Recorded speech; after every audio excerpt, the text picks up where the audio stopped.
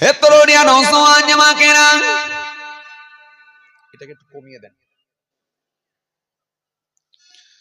হে আমার মুরব্বিয়ানেরা, বাবারা শুনে রেখে দিন বাবা, বাবারা জেনে রেখে দিন বাবা।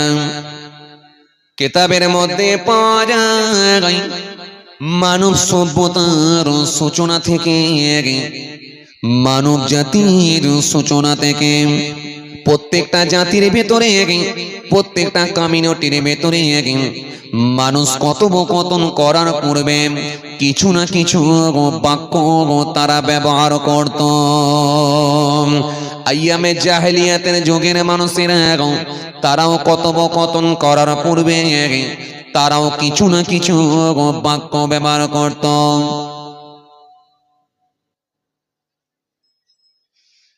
তরুণিয়া নওজওয়ান জামাকেরা, ইয়া ভাই মুরব্বিয়ানেরা, বাবারা শুনে রেখে দিন বাবা। কিতাবের মধ্যে পাওয়া যায় আল্লাহ রাব্বুল আলামিন একাধিক নবী আম্বিয়া সালামদেরকে পাঠিয়েছিলেন। একাধিক নবী আম্বিয়া সালামরা পৃথিবীর জমিনে এসেছিলেন। শেষে এসেছিলেন কে? আমাদের নবী নূর নবী হাবিবুল্লাহ হযরত নবী মুহাম্মদ মুস্তাফা সাল্লাল্লাহু আলাইহি ওয়াসাল্লাম হুজুরকে আমার আল্লাহ পৃথিবীর জমিনে প্রেরণ করেছিলেন। আমাদের নবী আসার আগে একাধিক নবী আম্বিয়া সালামদেরকে আমার আল্লাহ পৃথিবীর জমিনে প্রেরণ করেছিলেন। সুতরাং আমাদের নবী আসার আগে আমার আল্লাহ যে নবীকে পাঠিয়েছিলেন তিনি আর অন্য কেউ নয়, তিনি হলেন হযরত ঈসা রূহুল্লাহ। হযরত ঈসা নবীকে আমার আল্লাহ যখন পাঠালেন, হযরত ঈসা নবীকে আমার আল্লাহ এরপরে আসমানে তুলে নিয়েছিলেন। অনেক লম্বা কথা। হযরত ঈসা নবী যখন আসমানে চলে গিয়েছিলেন, এরপরে আর কোন নবী ছিল না, কোন রাসূল ছিল না, কোন পয়গম্বর ছিল না। এই সময়টা হলো 570 বছর। 570 বছরের ব্যবধান। কোন নবী নাই, কোন রাসূল নাই, কোন টিচার নাই, কোন পয়গম্বর নাই, কিন্তু আমার আল্লাহ দেখলেন কি ফলে মানুষ এত অন্যায় কাজের সঙ্গে যুক্ত হল, এত অন্যায় বাড়িয়ে দিল। তাদের খাওয়া আলাদা, শোয়া আলাদা, কথাবার্তা ধরন আলাদা, লেবাস পোশাক আলাদা, এমন কোন অন্যায় নাই আইয়ামে জাহেলিয়াতের যুগের মানুষেরা করে না। ফলে আমার আল্লাহ নারাজ হয়ে গিয়ে, আমার আল্লাহ অসন্তুষ্ট হয়ে গিয়ে রহমতের দরজায় তালা লাগিয়ে দেবার নির্দেশ দিলেন। সুতরাং পানি বন্ধ করে দিলেন। পানি আর হয় না, পানি আর হয় না। পানি যখন বন্ধ হয়ে গেল, পানি বন্ধ হয়ে যাওয়ার পরে জীবজন্তুর গুলো সব পানির অভাবে মারা যেতে লাগলাম। জ্যান্ত গাছগুলো সব, পাতা ফল ফুলগুলো সব শুকিয়ে শুকিয়ে ঝরে যেতে লাগলো। আরববাসীরা পানি পানি করে অস্থির হয়ে পড়ল। কিন্তু 570 বছর পর আমার আপনার নবী নূর নবী হাবিবুল্লাহকে আমার আল্লাহ পাক যখন পাঠাবেন বলে সিদ্ধান্ত নিলেন, ওই সময় আমার আল্লাহ সহ্য করতে পারলেন না, আমার আল্লাহর স্থির থাকতে পারলেন না। একজন ঘোষণাকারী ফারিস্তাকে আমার আল্লাহ ঠিক করলেন, যাও আসমানে একটু ঘোষণা করে দাও, আসমানে একটু জানিয়ে দাও যে নবী দুনিয়ায় না আসলেন আমি আল্লাহ কিছুই বানাতাম না। পৃথিবী আসমান চন্দ্র সূর্য নবমণ্ডল ভূমণ্ডল কিছুই বানাতাম না। সেই আমার হাবিবকে আমি আল্লাহ অদ্যরাত্রিতে মা আমিনার পেটে পাঠিয়ে দিয়েছি। আমিনার পেটে পাঠিয়েছি আমি আল্লাহ পৃথিবীর জমিনে পাঠাবো। সুতরাং আমি আল্লাহ সহ্য করতে পারলাম না। যাও ফেরেশতা একটু আসমানে তুমি ঘোষণা করে দাও আমার হাবিব আসছেন, আমার বন্ধু আসছেন। ওই সময় আমার আল্লাহ থাকতে না পেরে রহমতের ফেরেশতাকে ডাকলেন, ফেরেশতারে আর দেরি করো না, যাও যাও চলে যাও চলে যাও। আরববাসীদের অপরাধের কারণে আমি আল্লাহ পাক রহমতের দরজাখানা বন্ধ করে দিতে বলেছিলাম, পানি বন্ধ হয়ে গিয়েছিল। কিন্তু আজকে আমার হাবিব আসছেন, আমার হাবিবের আগমনের খাতিরে আমি আল্লাহ পাক বলি রহমতের দরজাখানা খুলে দাও। জোরে বলবেন না, আরো জোরে হয় না? ফলে এত পানি এত পানি এত পানি এত পানি, জীব জন্তু গুলো সব পানি পেয়ে তৃপ্তি লাভ করলো। আরববাসীরা পানি পেয়ে তৃপ্তি লাভ করলো, আরববাসীরা পানি পেয়ে তৃপ্তি লাভ করলো। জ্যান্ত গাছগুলো ফের পুনরায় ফল ফুল পাতাগুলো ফের ধরতে শুরু হয়ে গেল।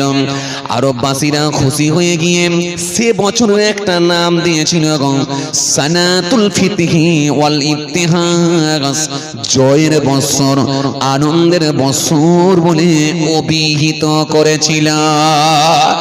আরো জোরে বলেন, আরো জোরে বলেন, কার ওসিলায় হাবিব আসছেন, রাসূল আসছেন, বন্ধু আসছেন। আমার হাবিবের আগমনেতে আমি আল্লাহ খুশি হয়ে গিয়ে অফুরন্ত পানি নাজিল করে দিয়েছি। বন্ধুকে আল্লাহ কত ভালোবাসতেন, কত মোহাব্বত করতেন, তাই কোরআন স্পষ্ট ঘোষণা দিয়েছে ইয়া আইয়ুহাল্লাযীনা আমানুস্তাজিবু লিল্লাহ ওয়া লিরাসূল ইযা দাআকুম ইয়া আইয়ুহাল্লাযীনা আমানু লা তারফাউ আসওয়াতাকুম ফাওকা সাওতিন নবী। কোরআন এক জায়গায় নয় একাধিক জায়গায় তার হাবিবুল্লাহকে নিয়ে আমার আল্লাহ আলোচনা করেছেন। জোরে বলবেন না? সে বন্ধুর আগমনেতে আমার আল্লাহ আকাশ থেকে বৃষ্টি বর্ষণ করলেন, পানি দিলেন, অফুরন্ত পানি নাজিল হলো। সেই রাসূল এলেন, আরববাসীদেরকে দেখলেন, আমার নবী সব আস্তে আস্তে আস্তে আস্তে কুসংস্কার গুলোকে সব মুছতে শুরু করলেন, ডিলিট করতে শুরু করলেন। আল্লাহ নবী দেখতে পেলেন, এই ডিলিট করতে করতে আল্লাহ নবী দেখতে পেলেন আরববাসীদের ভেতরে কথোপকথন করার পূর্বে, আইয়ামে জাহেলিয়াতের যুগের মানুষেরা কথোপকথন করার পূর্বে তারা কিছু বাক্য ব্যবহার করে। কি বাক্য? একে অপরের সঙ্গে দেখা হলে কেউ বলে সুপ্রভাত, শুভ প্রভাত, কেউ বলে চক্ষু ঠান্ডা হোক, চক্ষু শীতল হোক, কেউ বলে শুভ সন্ধ্যা, কেউ বলে শুভ সকাল। আমি আসল জায়গায় এলাম, কিন্তু ভালো করে বুঝবেন। এই যে কথোপকথন করার পূর্বে কি কথা বলতো তারা, এই কথাগুলোকে আল্লাহ নবী ডিলিট করলেন। ডিলিট করে দিয়ে বলে এই শুভ সন্ধ্যা শুভ সকাল এই রকম কথা বলো না, যার কোনো অর্থ পাওয়া যায় না। কি বলবে? তোমরা একে অপরের সঙ্গে দেখা হলে ফার্স্ট সালাম দাও। কি বলবে? আসসালামু আলাইকুম। যিনি শ্রবণ করবেন তিনি বলবেন ওয়া আলাইকুম আসসালাম। তোমরা একে অপরকে দোয়া দাও, দোয়া করে কথোপকথন শুরু করো। এই শিক্ষাটা কিন্তু আমার নবী দিয়ে দিলেন। শুধু বললেন না, বরং সেটাকে করে দেখালেন।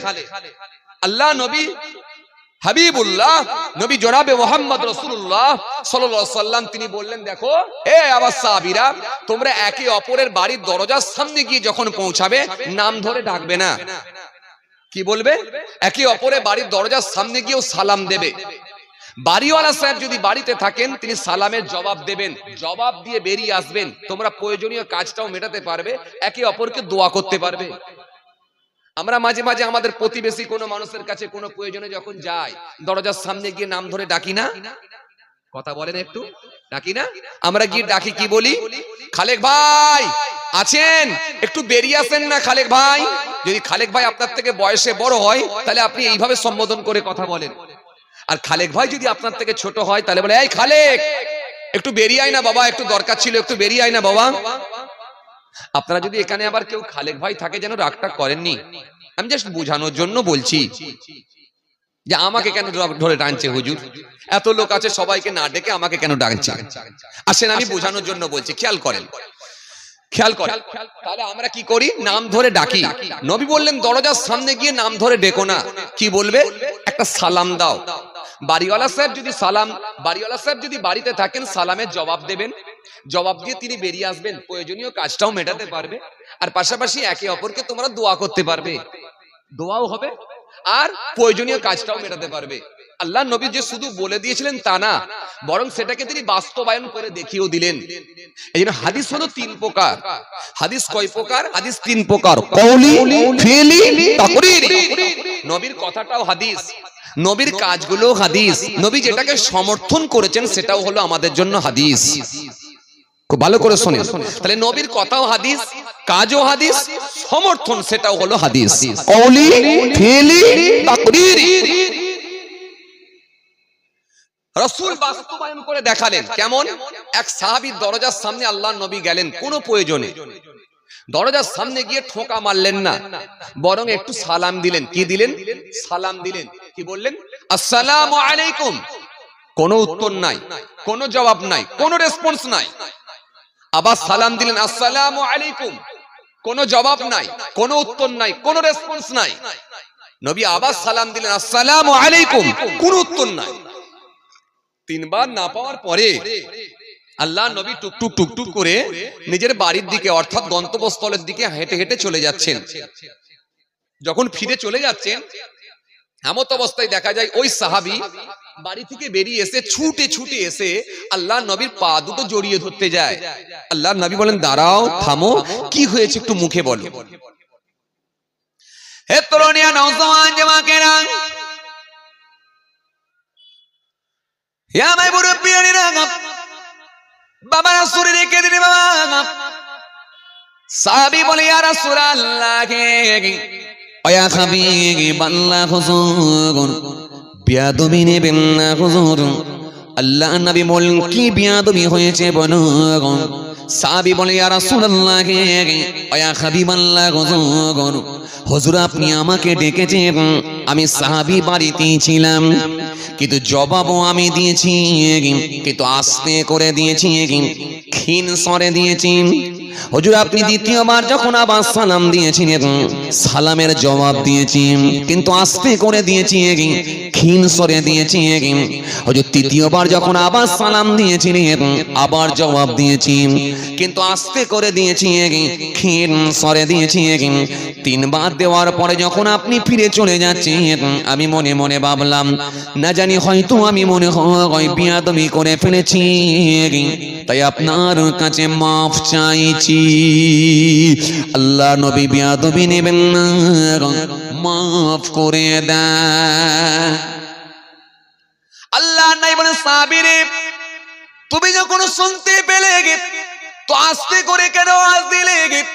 সাহাবী সেই সময় বলেছিলেন, ইয়া রাসূলুল্লাহ, ইয়া হাবিবাল্লাহ, হুজুর আমি মনে মনে ভাবলাম, যিনি আমাকে দোয়া করছেন উনি দুনিয়ার কোন সাধারণ ব্যক্তি নন, যিনার জবানের দোয়ায় আঙ্গুলের ইশারায় আকাশে চাঁদ দ্বিখণ্ডিত হয়, যিনার জবানের দোয়ায় ডোবা সূর্য আবার উদিত হয়, যিনার জবানের দোয়ায় এক টুকরা মেঘ মাথার উপরে ছায়া করে করে যায়, যিনি রাস্তা দিয়ে হেঁটে হেঁটে গেলে জমিনকে আমার আল্লাহ আগে থেকে পরিষ্কার করে দেন, জমিনকে নির্দেশ দেন, হে জমিন ফেটে যাও, হে জমিন ফেটে যাও, জমিনের উপরে যত নোংরা আবর্জনা গুলো আছে সব জমিনের নিচে প্রবেশ করো, জমিন আগের মতো লেগে যাও, কারণ এই রাস্তা দিয়ে অন্য কেউ নয়, আমার হাবিবুল্লাহ আসছেন এই রাস্তা দিয়ে। জোরে হয় না? আরো জোরে বলেন ইয়া রাসূলুল্লাহ ইয়া হাবিবাল্লাহ হুজুর। তাই কোরআন বলেছে মাতাকুমুর রাসূল ফাখুযুহু ওয়া মা নাহাকুম আনহু ফান্তাহু। আমার রাসূল তোমাদেরকে যা আদেশ করে তোমরা স্বতঃস্ফূর্তভাবে গ্রহণ করো, নবী যেগুলো তোমাদের বারণ করে সেগুলো থেকে বিরত থাকো। কেন নবীর আদেশ আর নিষেধ মানে স্বয়ং আল্লাহ পাকের আদেশ আর নিষেধ। জোরে হয় না, আরো জোরে হয় না। ইয়া রাসূলুল্লাহ ইয়া হাবিবাল্লাহ হুজুর বিয়াদবি নেবেন না, হুজুর বিয়াদবি নেবেন না। আমি মনে মনে ভাবলাম সেই আখিরি নবী তিনি আমাকে সালাম দিচ্ছেন, দোয়া করছেন, 100% এই দোয়াটা অবশ্যই কবুল হবে আল্লাহর দরবারে, এতে কোনো সন্দেহের অবকাশ নাই। যেহেতু রাসূলুল্লাহ আমাকে দোয়া করছেন, আর দোয়াটা যদি আমি নেব তো একবার কেন নেব, যেহেতু আমি সুযোগ পেয়েছি বারে বারে আমার রাসূলুল্লাহর কাছ থেকে আমি দোয়া নেব, এই জন্য আমি জবাবটা আস্তে করে দিয়েছিলাম, যাতে করে দ্বিতীয়বার আপনি আমাকে ফের দোয়া দিয়েছিলেন। আমি আবার জবাবটা আস্তে করে দিয়েছিলাম, যাতে করে আপনি তৃতীয়বার আবার আপনি আমাকে দোয়া করেছিলেন। 3 বার দোয়া পেয়েছি। ওয়াল্লাহ নবী শুধু দোয়া নেওয়ার জন্য এরকম বাহানা করেছি, এইরকম কৌশল খাটিয়েছি। 3 বার হয়ে যাওয়ার পরে যখন আপনি চলে যাচ্ছেন তখন আমি চিন্তিত হয়ে পড়েছি। তাই আপনার কাছে মাফ চাইছি যদি বিয়াদবি হয়ে থাকে। ওয়াল্লাহ নবী শুধু দোয়া নেওয়ার জন্য এরকম কৌশল খাটিয়েছিলেন। আল্লাহ নবী একটু মুচকি হাসলেন, মুচকি হেসে বলেন সাহাবী রে, তুমি আমার সঙ্গে দোয়া নেওয়ার জন্য এই রকম বাহানা করেছো, কৌশল খাটিয়েছো। আমি রাসূলুল্লাহ বলি তোমাকে জান ভরা দোয়া করছি। জোরে হবে না?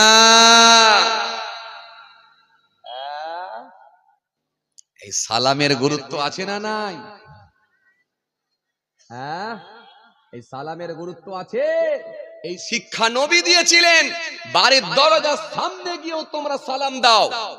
আর আমি তো এসে মজলিসে দিয়েছিলাম, আমি বলেছিলাম না আপনাদের সামনে একটা ওয়াজ করছি। ভাইরা আমার আসেন, সালাম কথার অভিধানিক অর্থ কি আমরা জেনেছি। কোরআনের ভাষায় কি বলা হয় জেনেছি। আইয়ামে জাহেলিয়াতের যুগে কোন বাক্য ব্যবহার করা হতো জেনেছি। নবী সালামের কথা কেমন করে চালু করেছেন তাও জেনেছি। এইবারে আমরা আসেন সালামের সূচনা কবে থেকে সালাম এলো। চলুন সালাম কবে থেকে এলো এইবার আমরা দেখে নিই। সালামের শুরু কবে থেকে, সালাম কোথা থেকে এলো। মনে রাখবেন একটা লম্বা হাদিস এসেছে, এই হাদিসটা হযরতে আবু হুরায়রা রাদিয়াল্লাহু তাআলা আনহু থেকে বর্ণিত হাদিস। এই হাদিসের মধ্যে রাসূল করিম সাল্লাল্লাহু আলাইহি ওয়াসাল্লাম বলেছেন, এটাও হযরতে আবু হুরায়রা থেকে বর্ণিত হাদিস।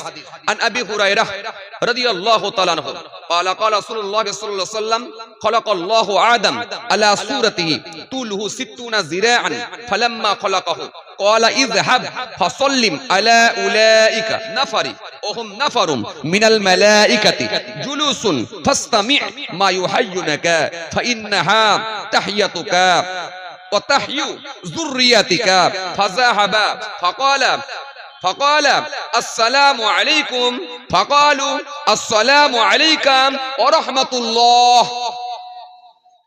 এরপরে হাদিসের আরো কিছুটা অংশ আছে, অনেকটা বড় লম্বা হাদিস। এই হাদিসটাও কিন্তু হযরতে আবু হুরায়রা রাদিয়াল্লাহু তাআলা আনহু থেকে বর্ণিত হাদিস। এই হাদিসের মধ্যে কি এসেছে, রাসূল করিম সাল্লাল্লাহু আলাইহি ওয়াসাল্লাম বলছেন আল্লাহ পাক রব্বুল আলামিন যখন হযরতে আদম আসলামকে সৃষ্টি করলেন, আদম আসলামকে বানানোর পর আদম আসলামের নিজ আকৃতিতে আল্লাহ পাক আদমকে তৈরি করলেন। আদমকে বানানোর পর আল্লাহ রব্বুল আলামিন 60 হাত লম্বা করেছিলেন। কত হাত লম্বা? 60 হাত। 60 হাত লম্বা করার পর আল্লাহ রব্বুল আলামিন যখন আদমের মধ্যে রূহ দিয়েছিলেন, আত্মা দিয়েছিলেন, দিয়ে আল্লাহ পাক রব্বুল আলামিন বললেন যাও আদম ওই অবস্থানরত ফেরেশতাদেরকে গিয়ে তুমি সালাম দাও। আর ফেরেশতারা কি উত্তর দেয় সেটাকে তুমি শুনে নাও, অর্থাৎ শ্রবণ করো। কারণ তোমার দেওয়া সালাম আর তাদের দেওয়া জবাব, এটাই আমি আল্লাহ কিয়ামত পর্যন্ত তোমার আওলাদদের মধ্যে আমি আল্লাহ চালু করে দেব। জোরে বলেন না। রাসূল করিম সাল্লাল্লাহু আলাইহি ওয়াসাল্লাম এই হাদিসের মধ্যে বলছেন কি, হযরত আদম আসলাম গেলেন, গিয়ে সালাম দিলেন। কাকে? ওই অবস্থানরত ফেরেশতাদেরকে গিয়ে সালাম দিলেন। কি বলেন? আসসালামু আলাইকুম। ফেরেশতারা বলেন ওয়া আলাইকুম আসসালাম ওয়া রাহমাতুল্লাহ। এই ওয়া রাহমাতুল্লাহ কথাটা বৃদ্ধি পাওয়ার জন্য, বাড়িয়ে দেওয়ার জন্য আমার আল্লাহ এত খুশি হয়ে গেছেন, জান্নাতীদেরকেও আমার আল্লাহ 60 হাত লম্বা করে আল্লাহ জান্নাতে প্রবেশ করার অনুমতি দিয়ে দেবে। আরো জোরে বলেন, আরো জোরে বলেন। হে তরুণিয়া নওজওয়ান জামাকেরা, হে আমার মুরব্বিয়ানেরা, বাবারা শুনে রেখে দিন বাবা, বাবারা জেনে রেখে দিন বাবা, কিতাবের মধ্যে পাওয়া যায় আমার আপনার নবী নূর নবী হাবিবুল্লাহ নবী জনাবে মুহাম্মদুর রাসূলুল্লাহ সাল্লাল্লাহু আলাইহি ওয়াসাল্লাম নবী আমার সুন্দর করে জানিয়ে দিলেন এই ওয়া রাহমাতুল্লাহ কথাটা বৃদ্ধি পাওয়ার কারণেতে আমার আল্লাহ পাক রব্বুল আলামিন 60 হাত লম্বা করে জান্নাতি ব্যক্তিগুলোকে জান্নাতে প্রবেশ করার অনুমতি দিয়ে দেবেন। আরো জোরে বলেন, আরো জোরে বলেন। নবী আমার সুন্দর করে জানালেন হযরত আদম আসলামকে আমার আল্লাহ 60 হাত লম্বা করেছিলেন। তখন থেকে ক্রমাগতভাবে হার্স পেতে লাগলো, কমতে লাগলো, কমতে লাগলো, কমতে লাগলো, কমতে কমতে কমতে কমতে কমতে কমতে কমতে এখন আমরা 3.5 হাতে এসে পৌঁছে গেছি। এই জন্য আজকের মাহফিলে সব থেকে বেশি যিনি লম্বা মানুষ তিনি হবেন 3.5 হাত, আর আজকের মাহফিলে সব থেকে যিনি ছোট মানুষ তিনিও হবেন কিন্তু 3.5 হাত, নাকি না 1.5 হাত। এই জন্য এই মাহফিলের সব থেকে লম্বা মানুষ কাকে আমি ধরবো? লম্বা মানুষ আমার চোখে কিন্তু ঠেকছে না, বুঝতে পারছি না। তবে সামনের দিকে একটা ভাইকে আমি দেখতে পাচ্ছি, ইনিও কিন্তু লম্বা কম না। চলুন এই চাদরওয়ালা ভাই কি ধরে চলি। আমার চাদরওয়ালা ভাই কি মনে করুন ধরে নেন। আজকের মাহফিলে সব থেকে বেশি লম্বা হলো চাদরওয়ালা ভাই। উনি যদি 3.5 হাত হয়, তাহলে আজকের মাহফিলে সব থেকে ছোট মানুষ যিনি মনে করুন এই বাচ্চাটাকে ধরি, তাহলে উনি হবেন কত? 1.5 হাত। 1.5 হাত কেন? ওর হাতে। আল্লাহু আকবার। তাহলে হাদিস মিলে গেছে। আমার নবী সুন্দর করে জানিয়েছেন তাহলে বাচ্চাটাও হয়ে গেছে 3.5 হাত, আর উনিও হলেন 3.5 হাত। এজন্য 60 হাত লম্বা করে আদম আসলামকে আল্লাহ বানিয়েছিলেন। তখন থেকে ক্রমাগতভাবে হার্স পেতে লাগলো, কমতে লাগলো। এখন কমতে কমতে কমতে কমতে কমতে কমতে 3.5 হাতে এসে আমরা পৌঁছে গেছি। এরপরে আরো কমবে নাকি আমি জানি না, আল্লাহু আলাম, তিনি ভালো জানেন। তবে আমার নবী সুন্দর করে জানালেন ওয়া রাহমাতুল্লাহ কথাটা বৃদ্ধি পাওয়ার জন্য, বাড়িয়ে দেওয়ার জন্য আল্লাহ রাব্বুল আলামিন যখন জান্নাতি ব্যক্তিগুলোকে জান্নাতে দেবেন, তখন ওই জান্নাতি ব্যক্তিগুলোকে 60 হাত লম্বা করে জান্নাতে পাঠিয়ে দেবেন। জোরে বলেন, আরো জোরে বলেন। তাহলে তখনও 60 হাত লম্বা। আবার জান্নাতে যখন যাবে তখনও কিন্তু 60 হাত লম্বা। মাঝখানে কমতে কমতে 3.5 হাত, এরপরে আরো কমবে নাকি জানি না। কিন্তু মনে রাখবেন বাবাজি আমার ভাইরা, জান্নাতি ব্যক্তিগুলোকে আল্লাহ 60 হাত লম্বা করে পাঠাবে। আসেন এখান থেকে তাহলে আমরা কি পেলাম? পৃথিবীর সর্বপ্রথম কে সালাম দিয়েছিল? কথা কয় না। কে সালাম দিয়েছিল? পৃথিবীর সর্বপ্রথম কে সালাম দিয়েছিল? আদম আসলাম। কাকে দিয়েছিল? ফেরেশতাদেরকে দিয়েছিল। Correct answer. তাহলে সালাম কবে থেকে এসেছে বুঝতে পারছেন? কথা বুঝতে পারেন না? বুঝতে পারছেন? এখন এই কথাকে সামনে রেখে আপনাদেরকে আমি একটুখানি বোঝানোর জন্য বলি। কিছু মানুষ যারা বলে যে ইসলাম ধর্ম নাকি 3 দিনের ধর্ম, কিছু মানুষ বলে না আমাদের ধর্মটা খুব প্রাচীন ধর্ম। ইসলাম ধর্মের বয়স কত? মাত্র তো 1400 বছর। কথা কয় বলে না কিছু লোক, মাত্র 1400 বছর 1500 বছর আগের ধর্ম। হযরত মুহাম্মদ সাল্লাল্লাহু আলাইহি ওয়াসাল্লাম থেকে এসেছে ইসলাম ধর্ম। এরকম কিছু লোক আছে না? নাই বলে কি বলে না? বলে।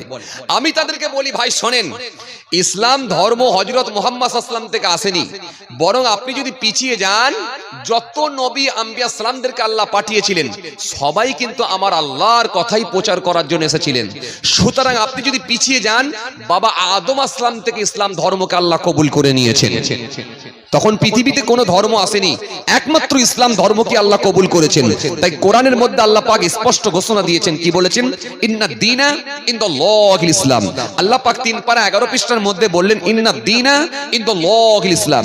আল্লাহ বলছে আমার কাছে মনোনীত ধর্ম, শ্রেষ্ঠ ধর্ম, সেটা হলো ইসলাম ধর্ম। সেই ইসলাম ধর্ম এসেছে কবে থেকে? হযরত আদম আসলাম থেকে। কারণ সালামের প্রথা কবে থেকে চালু? হযরত আদম আসলাম থেকে। বরং তারও যদি আরো পিছিয়ে যান, আরো পূর্বে যান, আরো ব্যাকে যান, আমি কিতাব থেকে পেয়েছি হযরত আদম আসলামকে বানানোর আরো 2000 বছর আগে আল্লাহ পাক খুশি হয়ে গিয়ে পৃথিবীর জমিনে ফেরেশতাদেরকে দিয়ে কাবা ঘর নির্মাণ করার অনুমতি দিয়েছিলেন। জোরে বলতে হবে, আরো জোরে বলেন। কাবা ঘরের জন্ম কবে থেকে? কাবা ঘর কবে বানানো হলো? কাবা ঘর কবে তৈরি করা হলো? বাড়িতে গিয়ে একবার হিসাব করে দেখবেন, বাড়িতে গিয়ে একবার হিসাব করে দেখবেন যে কাবা ঘরের তাহলে আসলে বয়স কত। হযরত আদম আসলাম পর্যন্ত হিসাব করে যাবেন, তার পেছনে আরো 2000 বছর পেছনে যাবেন, তখন কাবা ঘরকে আমার আল্লাহ, যখন কিচ্ছু নেই তখন কাবা ঘরকে আমার আল্লাহ ফেরেশতাদেরকে দিয়ে কাবা ঘর নির্মাণ করার অনুমতি দিয়ে দিয়েছিলেন। একটু জোরে বলেন, জোরে বলেন। পরে কাবা বাইতুল্লাহ আবার সংস্কার করা হয়েছে। ইব্রাহিম খলিলুল্লাহর নাম আপনারা শুনেছেন, কাবা ঘর সংস্কার করেছিলেন। এই রকম নবী আম্বিয়া সালামদেরকে আল্লাহ পাক কাবা ঘর সংস্কার করিয়ে নিয়েছেন, কিন্তু কাবা ঘর তৈরি করেছিলেন ফেরেশতাদেরকে দিয়ে। আল্লাহ রাব্বুল আলামিন পৃথিবীতে কাবা বাইতুল্লাহ বানানোর অনুমতি দিলেন, দিয়ে বললেন পৃথিবীর জমিনে আমার বান্দা বান্দীদেরকে আমি আল্লাহ বানাবো, তারা আসবে এই ঘর তওয়াফ করবে। আর এই ঘরের সোজাসুজি উপরে আরেকটা ঘর বানানো হবে, যে ঘরটা হবে বাইতুল মামুর, আসমানে থাকবে বাইতুল মামুর, সেখানে ফেরেশতারা তওয়াফ করবে। পৃথিবীর জমিনে বান্দা বান্দীরা তওয়াফ করবে, আর আসমানে ফেরেশতারা তওয়াফ করবে। আরো জোরে, আরো জোরে। তাহলে ইসলাম ধর্ম কবে থেকে এসেছে আপনি একবার বলুন। হযরত মুসা কালিমুল্লাহ তিনিও দ্বীনের দাওয়াত দিয়েছেন, ঈসা রূহুল্লাহ তিনিও দ্বীনের দাওয়াত দিয়েছেন, ইব্রাহিম খলিলুল্লাহ তিনিও দ্বীনের দাওয়াত দিয়েছেন, সুলাইমান আলাইহিস সালাম দ্বীনের দাওয়াত দিয়েছেন, হযরতে দাউদ আসলাম দ্বীনের দাওয়াত দিয়েছেন, হযরতে জাকারিয়া আসলাম দাওয়াত দিয়েছেন।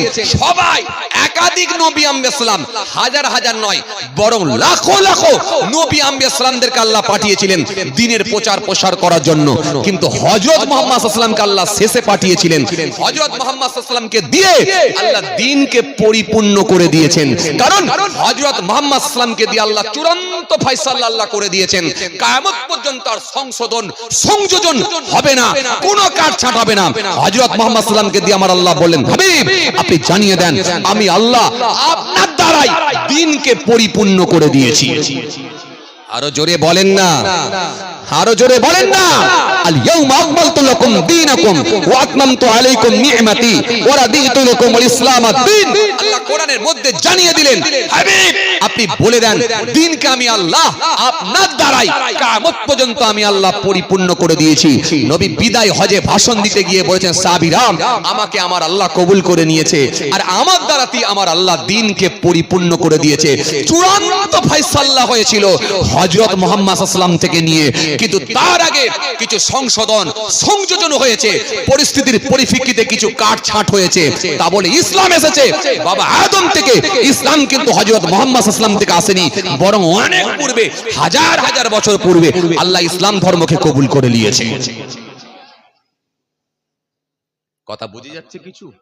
তাহলে হযরত মুহাম্মদ সাল্লাল্লাহু আলাইহি ওয়াসাল্লামকে দিয়ে আল্লাহ চূড়ান্ত ফয়সালা করে দিয়েছিলেন। চূড়ান্ত ফয়সালা কেমন?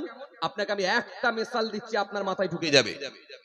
পরিস্থিতির পরিপ্রেক্ষিতে কিছু কাটছাঁট হয়েছিল, ভালো করে শোনেন। যেমন মদ সম্পর্কে আপনাকে ভালো করে বোঝানোর চেষ্টা করছি, ভালো করে খেয়াল করেন। যেমন মদ সম্পর্কে কোরআন শরীফের মধ্যে কম বেশি আল্লাহ পাক 3 থেকে 4টে আয়াত দিয়েছিলেন। মদ সম্পর্কে কোরআন শরীফের মধ্যে 3 থেকে 4টে আয়াত দিয়েছিলেন। প্রথমে একটা সময় যখন মানুষ খুব বেশি মদের সঙ্গে সম্পৃক্ত হতো, মদে হাবুডুবু খেত, আল্লাহ রাব্বুল আলামিন তখন কিন্তু ডাইরেক্ট হারাম করেননি, বরং আল্লাহ আয়াত দিয়ে জানালেন, হাবিব ওদেরকে জানিয়ে দেন যে এর মধ্যে কোনো উপকারিতা নাই, এর মধ্যে যা আছে ক্ষতির দিকটাই বেশি। মদে কোনো উপকারিতা নাই, এর মধ্যে কোনো উপকার নাই, বরং ক্ষতির দিকটা বেশি। যখন এই আয়াত দিয়েছেন, কিছু মানুষ তারা সংযত হয়ে গিয়ে বলল, যার ভেতরে উপকার নাই সেটা খাবো কেন? আর কিছু মানুষ বলল, সরাসরি যখন হারাম হয়নি, নিষিদ্ধ হয়নি, খাবুনি কেন? দুটো দল হয়ে গেল, কিছু কমে গেল, কিছু খেতে লাগলো।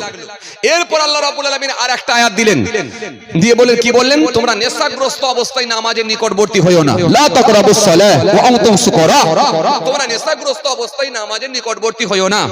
কিছু মানুষ তারা বলল যে জিনিসটা খেলে নামাজের নিকটবর্তী হতে বারণ করা হচ্ছে, সুতরাং সেটা খাবোই না, বন্ধ। কিছু মানুষ তারা বলল, যদি নামাজের টাইমে শুধুমাত্র নামাজের নিকটবর্তী হতে বারণ করা হয়েছে, হারাম তো হয়নি, সুতরাং তাহলে অন্য টাইমে খাবো। লম্বা টাইম একটা বের করে নাও, কোন টাইমটা খাওয়ার জন্য বেটার টাইম কোনটা দেখো, খুঁজে বের করো। খুঁজে একটা টাইম বের করে নিল, সেই টাইমের মধ্যে তারা খেয়ে নিয়ে মদ খেয়ে ফ্ল্যাট হয়ে গেল। নামাজের টাইমটা বাদ দিয়ে বাকি টাইমে খাবো। কথা শুনছেন কিছু? তাহলে ধাপে ধাপে এসেছে। শেষে আমার আল্লাহ কি বললেন? আবার একটা আয়াত দিলেন, দিয়ে বললেন কি? ইন্নামাল খামরু ওয়াল মাইসিরু ওয়াল আনসাবুল আযলাম রিজসুম মিন আমালিশ শায়তান।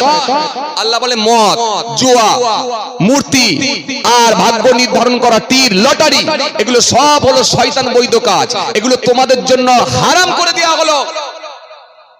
যখন আল্লাহ রাব্বুল আলামিন শেষ আয়াত দিলেন, দিয়ে হারাম করে দিলেন, এই হারামের আয়াতটা কিন্তু হযরত মুহাম্মদ সাল্লাল্লাহু আলাইহি ওয়াসাল্লামের আমলতি আল্লাহ সেই সময়তে দিয়েছিলেন, দিয়ে চূড়ান্ত ফায়সালা করে দিলেন যে কিয়ামত পর্যন্ত আর মদ কিন্তু কখনো হালাল হতে পারে না। তাহলে এই হারাম আর হালাল যা হয়েছে সব হযরত মুহাম্মদ সাল্লাল্লাহু আলাইহি ওয়াসাল্লামকে দিয়ে আল্লাহ চূড়ান্ত ফায়সালা করে দিয়েছেন। তাহলে চূড়ান্ত ফায়সালাটা হয়েছে যেটা হযরত মুহাম্মদ সাল্লাল্লাহু আলাইহি ওয়াসাল্লাম থেকে। কিন্তু তার পূর্বে ভালো করে শুনেন, ইসলাম কিন্তু হযরত মুহাম্মদ সাল্লাল্লাহু আলাইহি ওয়াসাল্লাম থেকে আসেনি, বরং হযরত মুহাম্মদ সাল্লাল্লাহু আলাইহি ওয়াসাল্লাম থেকে নয়, বাবা আদম আসলাম থেকে আল্লাহ রাব্বুল আলামিন ইসলামকে কবুল করে নিয়েছেন। বরং তারও পূর্বে কাবা ঘরের বয়স আল্লাহ ইচ্ছা করে, আল্লাহ ভালো জানেন, হয়তো তার আগেও আল্লাহ রাব্বুল আলামিন ইসলাম ধর্মকে মনোনীত করে নিয়েছিলেন। আসেন শুনুন, আমি খালি ছোট ছোট করে টাচ করব, যে কটা পয়েন্ট বলেছি একটা একটা করে বলে দেবো, ভালো করে শোনেন। তাহলে আমরা এখান থেকে পেয়ে গেলাম হাদিস থেকে যে পৃথিবীর সর্বপ্রথম কে সালাম দিয়েছিল, কাকে দিয়েছিল, এটা আমাদের কাছে ক্লিয়ার হয়েছে। এবার আসেন, কে কাকে আগে সালাম দেবে? ধনী লোকেরা কি গরিব লোকেদেরকে আগে সালাম দেবে? না গরিব লোকেরা ধনী লোকেদেরকে আগে সালাম দেবে? বাচ্চারা কি বৃদ্ধ মানুষদেরকে আগে সালাম দেবে? না বৃদ্ধ মানুষেরা বাচ্চাদেরকে আগে সালাম দেবে? খুব ভালো করে শোনেন। বড় লোকেরা কি গরিব লোকেদেরকে আগে দেবে? না গরিবরা বড় লোকেদেরকে আগে দেবে? কে কাকে আগে সালাম দেবে? আসুন এবার আমরা একটু জেনে নিই। ভাইরা আমার, একটা হাদিস এসেছে, এই হাদিসের মধ্যে রাসূল করিম সাল্লাল্লাহু আলাইহি ওয়াসাল্লাম তিনি স্পষ্ট জানিয়ে দিয়েছেন। এই হাদিসটা আমার নবী বললেন, সুন্দর করে জানিয়ে দিলেন। এই হাদিসের মধ্যে, এই হাদিসটাও কিন্তু আবু হুরায়রা থেকে বর্ণিত হাদিস। عن أبي هريرة رضي الله تعالى عنه قال قال رسول الله صلى الله عليه وسلم يسلم الصغير على الكبير والمرء على القائد والقليل على الكثير رواه البخاري। বুখারীর হাদিস। এই হাদিসের মধ্যে রাসূল করিম সাল্লাল্লাহু আলাইহি ওয়াসাল্লাম তিনটে কথা বলেছেন। কটা কথা একটু উত্তর দেন। কটা কথা? তিনটে কথা। এক নম্বরে আমার নবী বললেন, কি বললেন? আমার নবী তিনটে কথা বলেছেন। এর মধ্যে কি রাসূল বললেন কি, যে কম বয়সী ব্যক্তি বয়স্ক ব্যক্তিকে আগে সালাম দাও। তার মানে আজকের এই মাহফিলের সব থেকে বয়স্ক লোক কে আছে খুঁজে বের করা তো খুব মুশকিল। সব থেকে বয়স্ক লোক কে আছে খুঁজে বের করা তো খুব মুশকিল। ধরুন আমার সামনে একটা চাচা বসে আছেন, ইনিও মোটামুটি বয়স ভালোই হয়েছে, আমি যা দেখছি প্রায় 60-র উপরে তো আছি। না আমার ডান দিকে চাচা আছে, ইনিও কিন্তু ভালো বয়সের চাচা আছে, 82 বছর, 84, 83, আলহামদুলিল্লাহ 83 বছরের চাচাকে আমি সামনে পেয়েছি আমার ডান দিকে। চলুন আমি চাচাকে ধরি চলি। নবী এই হাদিসের মধ্যে কি বললেন? কম বয়সী ব্যক্তি বয়স্ক ব্যক্তিকে আগে সালাম দাও, চলমান ব্যক্তি বসে থাকা ব্যক্তিকে আগে সালাম দাও, আর কি কম সংখ্যক মানুষ বেশি সংখ্যক মানুষকে আগে সালাম দাও। তিনটে কথা, তার মধ্যে একটা কি ছিল? কম বয়সী ব্যক্তি বয়স্ক ব্যক্তিকে আগে সালাম দাও।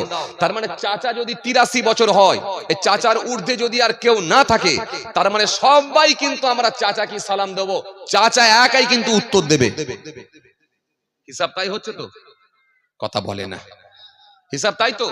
অঙ্ক তাই হচ্ছে তো? এখন চাচার কাছে আমার একটা কোশ্চেন, চাচা সবাই যদি আপনাকে সালাম দেয়, যত লোক সামনে দিয়ে যাচ্ছে সবাই সালাম দিচ্ছে আসসালামু আলাইকুম, আপনি বলছেন ওয়ালাইকুম আসসালাম, আবার বলছে আসসালামু আলাইকুম, আপনি বলছেন ওয়ালাইকুম আসসালাম, আবার বলছে আসসালামু আলাইকুম, ওয়ালাইকুম আসসালাম। এখন জীবনে যতদিন আল্লাহ আপনাকে বাঁচিয়ে রাখবে, সবার কি উত্তরও দেবেন নাকি না মাঝে মধ্যে সালাম দেবেন?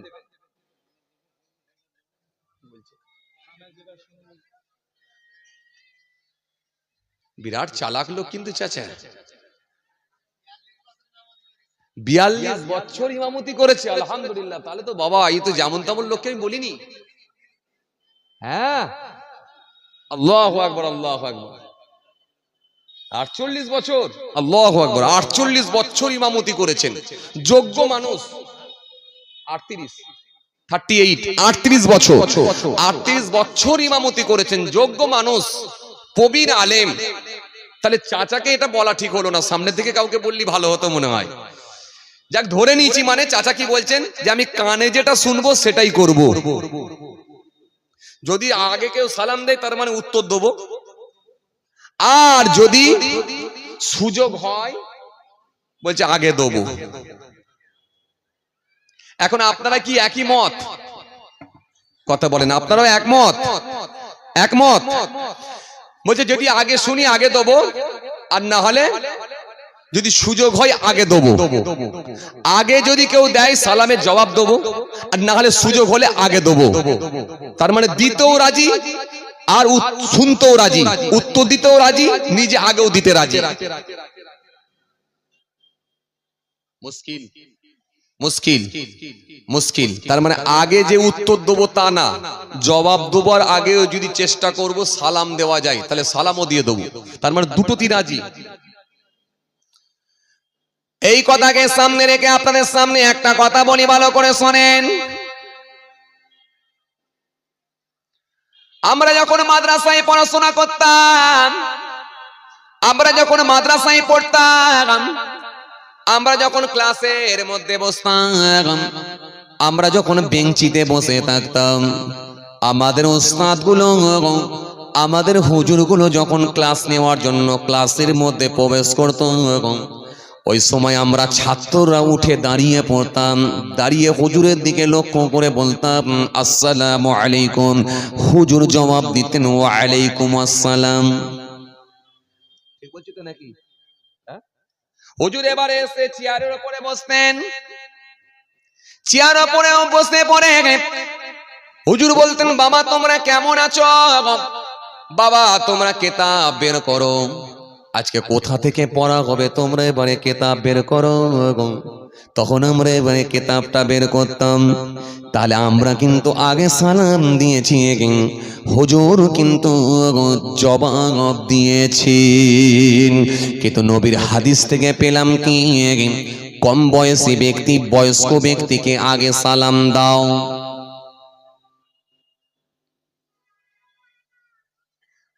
চলুন এই হাদিসকে সামনে রেখে আর একটা কথা বলি। রাসূল আমার আর একটা হাদিস দিয়েছেন, সুন্দর করে আমার নবী আবার হাদিস দিয়েছেন। আর একটা হাদিস পেয়ে গেলাম, এই হাদিসটাও কিন্তু হযরত আনাস থেকে বর্ণিত হাদিস। আন আনাসিন ক্বালা ইন্না রাসূলুল্লাহ সাল্লাল্লাহু আলাইহি ওয়াসাল্লাম মাররা আলা গিলমান ফাসাল্লামা আলাইহিম, মুত্তাফাকুন আলাইহি। এই হাদিসটা হলো বুখারী মুসলিমের হাদিস। এই হাদিসের মধ্যে কি পাওয়া যায়? আল্লাহ নবী একদিন রাস্তা দিয়ে হেঁটে হেঁটে যাচ্ছেন। আল্লাহ নবী যখন হেঁটে হেঁটে যাচ্ছেন, হেঁটে হেঁটে যাওয়ার পরে আবার নবী দেখতে পেলেন কতগুলো বাচ্চা খেলাধুলা করছে। আল্লাহ নবী ওই বাচ্চাগুলোর দিকে লক্ষ্য করে বাচ্চাগুলোর দিকে তাকিয়ে একবার সালাম দিলেন, আসসালামু আলাইকুম। বাচ্চাগুলো বলল ওয়া আলাইকুম আসসালাম। তাহলে আগের হাদিস অনুযায়ী কে কাকে আগে সালাম দেওয়া দরকার ছিল? জোরে বলেন, জোরে বলেন। আগের হাদিস অনুযায়ী বাচ্চাদের আগে সালাম দেওয়া দরকার ছিল, কিন্তু তা না করে কে আগে সালাম দিল? জোরে বলেন। নবীজি আগে সালাম দিলেন, তার মানে কেন? এবার আসুন এই হাদিসকে সামনে রেখে একটু বাস্তবটা মিলিয়ে দিয়ে মাঝে মধ্যে কি আপনারা দেখেছেন, মাঝে মাঝে আমরা দেখতে পাই মসজিদের বারান্দায় কিছু ছোট বাচ্চারা দেখবেন বসে বসে বসে বসে বসে বসে দেখবেন কায়দা পড়ে, আরবি পড়ে। অনেক সময় দেখবেন মক্তবে ছোট বাচ্চারা দেখবেন কায়দা পড়ে, আরবি পড়ে, ইয়াসনাল কোরআন পড়ে।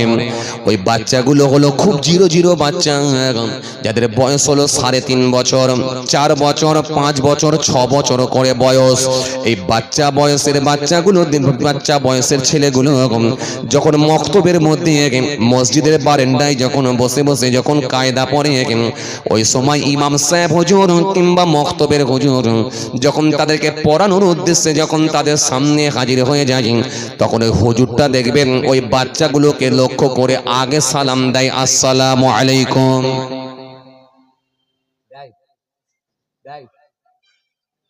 দেয় না? দেয়।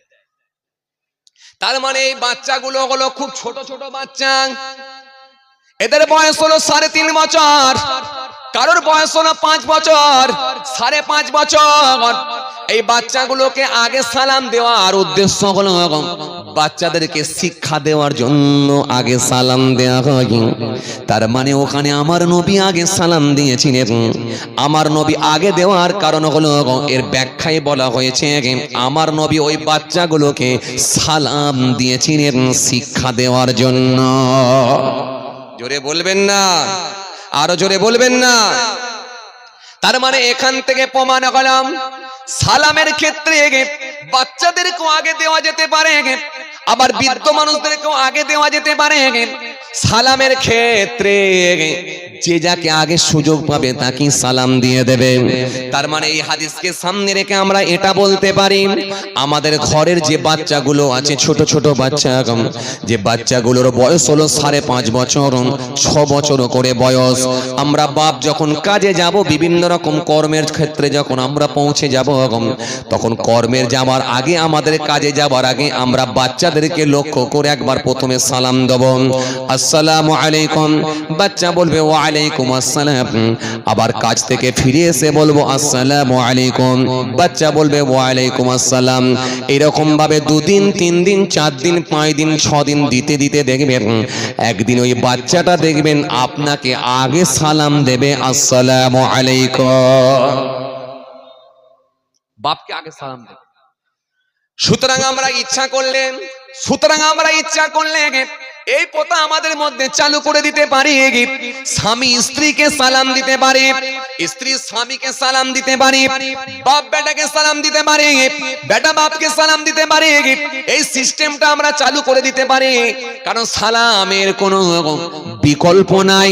সালাম যদি আপনি দেন, মনে রাখবেন এটা আমার নবীর দেওয়া শিক্ষা।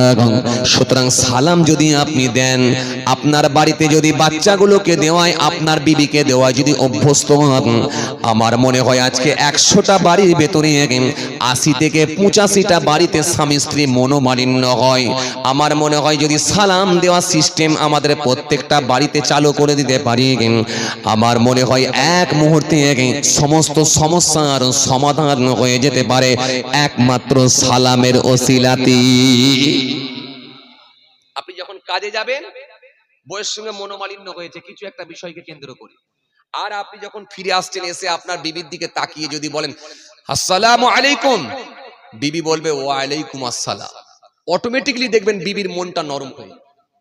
অটোমেটিক্যালি দেখবেন আপনার বিবির মনটা নরম হয়ে যাবে। এখন এই সিস্টেম তো আমাদের প্রত্যেকের বাড়িতে চালু নাই। এখন যদি বলা হয় বাড়িতে সালাম দেওয়া অভ্যাস করো, তোমার বিবিকে সালাম দাও, তখন যুবক ছেলেটা উঠে দাঁড়িয়ে বলছে হুজুর সালাম দেবো, বউকে সালাম দেওয়া যায়? বউকে সালাম দিলে লজ্জা লাগে না? হ্যাঁ, বউকে সালাম দিলে আবার বলে লজ্জা লাগে। বিবির হাতে তরকারি খেয়ে নাম করছেন, লজ্জা লাগে না? বিবির মন ভালো আছে, আপনার মন ভালো আছে, কত রকমের মজিয়ে মজিয়ে গল্প করছেন, তার বেলায় লজ্জা লাগে না। আর আপনি বিবিকে সালাম দিচ্ছেন তো লজ্জা লাগছে। হ্যাঁ, আজকে আমরা কোথায়? সালামি একমাত্র পারে, এর কোনো বিকল্প নাই, কোনো বিকল্প নাই। একটা অপরিচিত ব্যক্তি মুহূর্তের মধ্যে পরিচিত হয় এক সালামের ওসিলায়। কথা ঠিক বলছি না ভুল বলছি? কথা ঠিক না ভুল বলেন? আপনি যখন এখান থেকে তেতুলিয়া মোড় মাথায় যখন দাঁড়াবেন, বাস স্ট্যান্ডে দাঁড়াবেন, একটা অপরিচিত ব্যক্তি আপনার সামনে দাঁড়িয়ে আছে, দেখে আপনি বুঝতে পারলেন লোকটা মুসলমান। আপনি তাকে একটু আগিয়ে গিয়ে সালাম দিলেন, আসসালামু আলাইকুম। লোকটি বলল ওয়ালাইকুম আসসালাম। আপনাকে জিজ্ঞাসা করলো ভাই আপনার বাড়ি কোথায়? বলছে আমার বাড়ি হলো কি বলে রামগোবিন্দপুর, গোবিন্দপুরে আমার বাড়ি। তখন ও আপনি ওকে জিজ্ঞাসা করেন ভাই আপনার বাড়ি কোথায়? তখন ও বলছে ভাই আমার বাড়ি হচ্ছে, হ্যাঁ আমার বাড়ি হচ্ছে বালতিতে আমার বাড়ি। তো যাবেন কোথায়? বলে আমি যাচ্ছি মেয়ের বাড়ি। তো মেয়ের বাড়ি কোথায়? বলে মেয়ের বাড়ি হচ্ছে দেগঙ্গা কার্তিকপুর।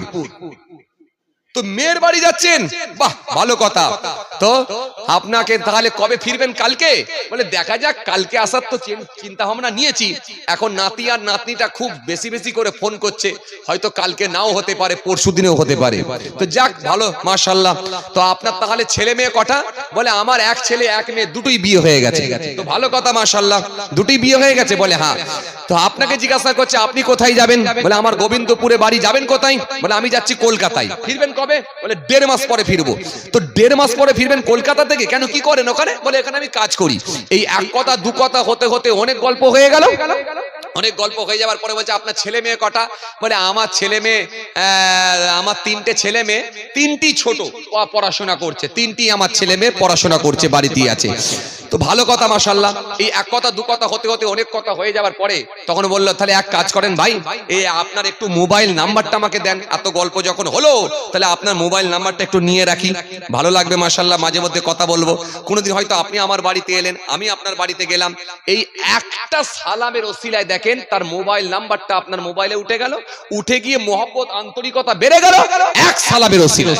এই সালামের কোনো বিকল্প নাই। আর যদি বলেন সালামের বিকল্প, আমি আপনাকে প্রমাণ করব সালামের কোনো বিকল্প নাই। আপনি ফজরের নামাজ পড়ে বেরিয়েছেন, হঠাৎ করে শুনছেন যে আপনার পুকুরের মাছ চুরি হয়ে গেছে। চাচাটা বুড়ো মানুষ, বয়স্ক লোক, রেগে যাবে, রাগান্বিত হবে, হওয়ারই কথা। এখন চাচা রেগে গিয়ে ফেড আপ হয়ে গিয়ে কাঁধে যে ঘাড়ে যে গামছাটা থাকছিল, ওই গামছাটা নিয়ে কপালে বেঁধে ফেলেছে। বেঁধে হাতে যে লাঠিটা ছিল জমিনের উপরে চাপ দিয়ে হাঁটতো, সেই লাঠিটাকে ভালো করে তুলে হাঁটছে। মানে সেদিনই 2 পায়ে হাঁটছে, প্রত্যেকদিন 3 পায়ে হাঁটে, সেদিনই কিন্তু রাগের কারণে 2 পায়ে হাঁটছে, পুরো রেগে গরম।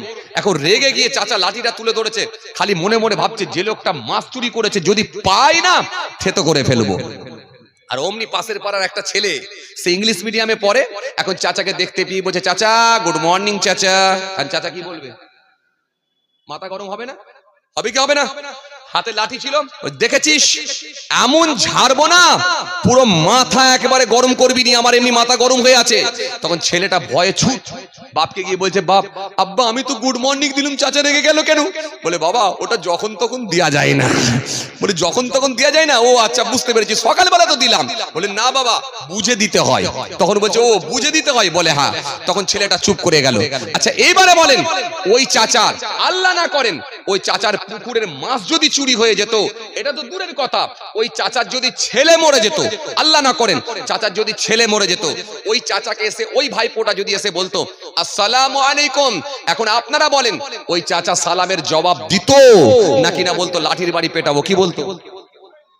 অবশ্যই দিত, কারণ এই শিক্ষাটা আমার নবী দিয়েছেন, এই সালামের কোনো বিকল্প হয় না। আর যদি করতে যান তাহলে আপনি নিজে ফেঁসে যাবেন। যদি বলেন কেমন করে, আপনাকে আমি একটা কথা বলি, ভালো করে শোনেন, খুব ভালো করে শোনেন। মনে করুন আপনার ছেলে আছে কোথা? রামগোবিন্দপুরে, গোবিন্দপুরে আছে, আপনি আছেন কোথা? কলকাতায়।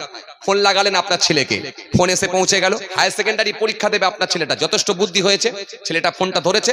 আপনি বলে, হ্যালো বেটা কেমন আছিস? হ্যাঁ। ও বলছে, আব্বা আমি ভালো আছি, তুমি কেমন আছো? বলে, হ্যাঁ ভালো আছি।